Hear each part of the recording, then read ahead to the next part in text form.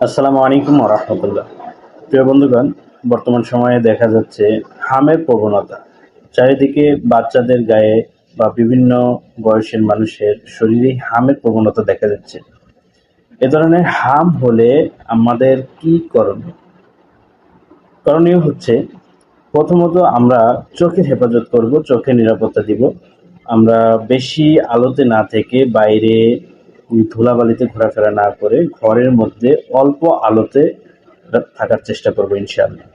দ্বিতীয়ত পর্যাপ্ত পরিমাণ পানি এবং পানি জাতীয় খাবার খেতে হবে।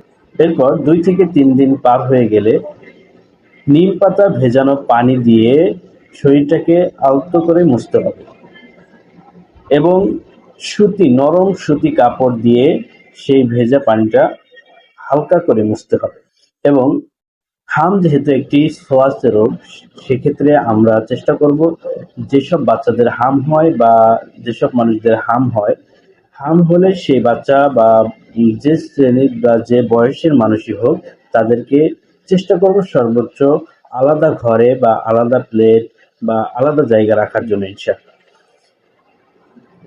এছাড়াও অনেকে প্রশ্ন করেন যে হাম হলে বিশ্বনবী সাল্লাল্লাহু আলাইহি সাল্লামের শেখানো কোনো দোয়া আছে? হ্যাঁ, অসংখ্য দোয়া বিশ্বনবী সাল্লাল্লাহু আলাইহি সাল্লাম রোগ মুক্তির ক্ষেত্রে আমাদেরকে শিখিয়ে দিয়েছেন।